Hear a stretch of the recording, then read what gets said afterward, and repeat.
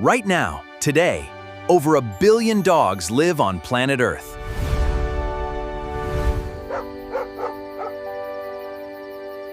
They sleep in our beds. They eat better than some humans.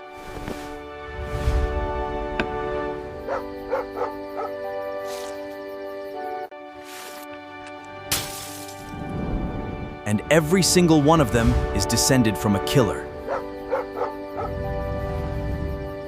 A pack-hunting, throat-ripping predator that once terrified our ancestors.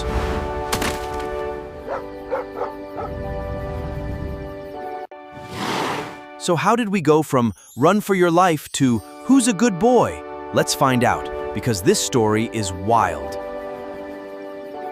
Around 20,000 to 40,000 years ago, there was no such thing as a dog, just wolves. Gray wolves were smart, social, terrifying hunters that traveled in packs.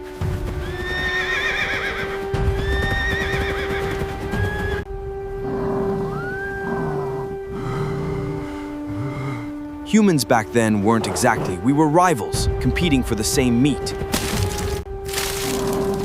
But something strange started happening around ancient human camps. Wolves began hanging around, not attacking, just watching, waiting. And that decision, made by a handful of bold, curious wolves,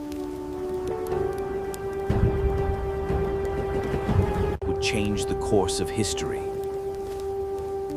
for both species.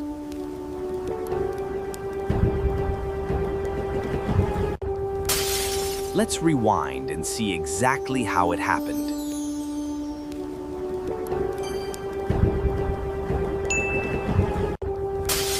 Here's the leading theory, and honestly, it's kind of hilarious.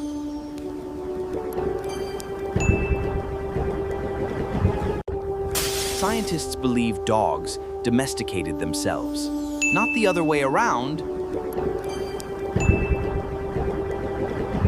Every human camp produced trash, bones, scraps, leftovers. And the boldest, least fearful wolves realized, why hunt for dinner when humans just leave it lying around? These bravest, calmer wolves started sticking closer to camps. And here's the twist. Being calm around humans wasn't just a personality trait. It was actually genetic. So generation after generation, the friendliest wolves survived and reproduced more. It was actually genetic. Because they had easy access to food.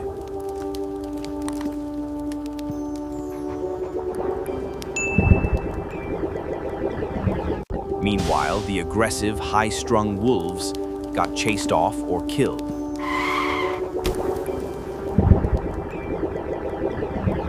Nature was quietly running its own breeding program.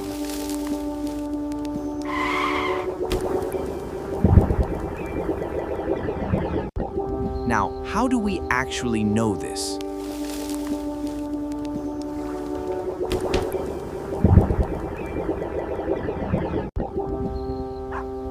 In 1959, a Russian scientist named Dmitry Belyaev ran one of the craziest experiments in history.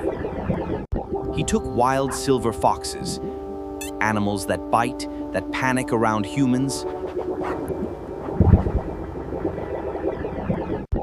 and he only bred the calmest ones, generation after generation.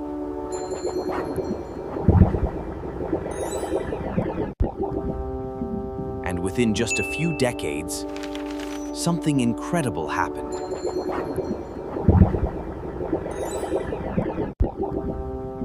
The foxes weren't just tamer, their ears started flopping.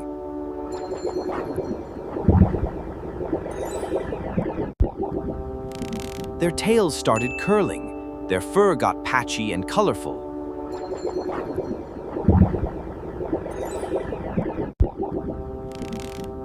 They even started barking. Just by selecting for friendliness, evolution rewrote their entire bodies. Except nature had thousands of years to run the same experiment on a much bigger scale.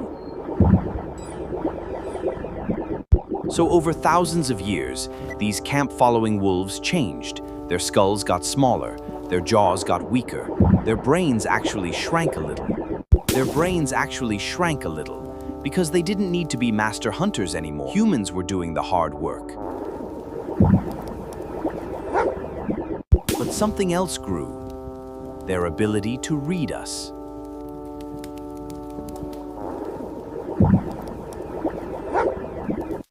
Dogs evolved to read our cues and emotions. They can easily follow a human pointing finger, something even brilliant chimpanzees struggle with. Dogs evolved to stare into our eyes and release oxytocin.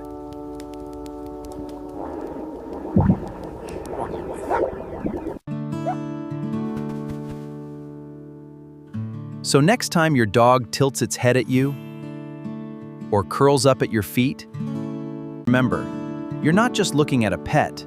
You're looking at the final chapter of a 20,000-year-old evolutionary love story, a wolf that chose us. Subscribe, because at Studio P08 we bring history and science to life like nowhere else. See you in another video.